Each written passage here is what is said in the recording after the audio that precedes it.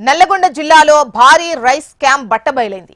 ప్రభుత్వం ధాన్యం అక్రమంగా విక్రయిస్తున్నట్టుగా గుర్తించిన పోలీసులు ఇద్దరు ప్రధాన నిందితులను కందూరు మహేందర్, కందూరి పద్మ పోలీసులు అరెస్ట్ చేసినట్టుగా తెలుస్తోంది. వీరి నుంచి ₹1,00,000 నగదు, కారు, 3 సెల్ ఫోన్లు స్వాధీనం చేసుకున్నారు. మరో 5 కోసం పోలీసులు గాలిస్తున్నారు. సుమాంజలి, వరలక్ష్మి, మనోహర రైస్ మిల్లుల ద్వారా ప్రభుత్వ బియ్యం విక్రయిస్తున్నట్టు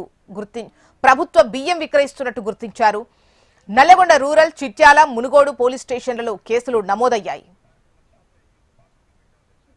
జిల్లాలో గత 2-3 డేస్ నుంచి కూడా సివిల్ సప్లైస్ డిపార్ట్మెంట్ నుంచి వచ్చిన పిటిషన్స్ మీద మనము ఎఫ్ఐఆర్స్ కట్టడం జరిగింది. మొత్తం కలిపి 7 ఎఫ్ఐఆర్లు మనము రిజిస్టర్ చేసినాము. దీంట్లో మొత్తం గవర్నమెంట్ ప్యాడీ వర్త్ 191 crores వరకు గవర్నమెంట్ ప్యాడీ ప్రొక్యూర్ చేసుకొని మళ్ళీ గవర్నమెంట్కి డబ్బులు కట్టకుండా రైస్ మిల్స్ చీటింగ్కి, మిస్అప్రాప్రియేషన్ ఆఫ్ ప్రాపర్టీకి పాల్పడాలని చెప్పేసి మనం ఎఫ్ఐఆర్స్ కట్టడం జరిగింది. అందులో భాగంగా ఈ నల్గొండ సబ్ డివిజన్లో మునుగోడు, చిట్యాల అండ్ నల్గొండ రూరల్ ఈ 3 పోలీస్ స్టేషన్లో క్రైమ్ నెంబర్ 36, 37, 28 ఈ 3 క్రైమ్ నెంబర్స్లో కూడా మనము ఎఫ్ఐఆర్ రిజిస్టర్ చేసింది. ఇందులో ప్రధాన నిందితుడు కందుకూరి మహేందర్, ఇతని age 65 years, Kandukuri Padma age 57 years. వీళ్ళకి ఇద్దరికి కలిపి 3 rice mills, Sumanjali parboiled private limited, Manohar agro foods private limited and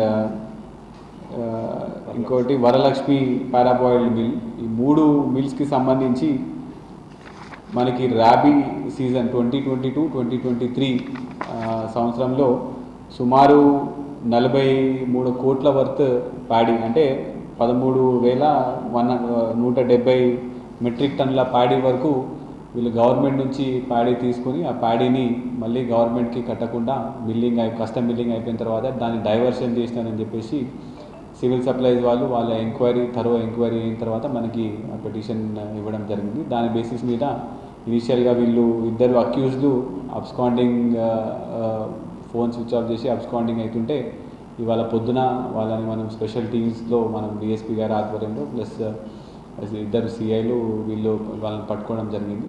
Nalgonda జిల్లాలో గత 2-3 డేస్ నుంచి కూడా సివిల్ సప్లై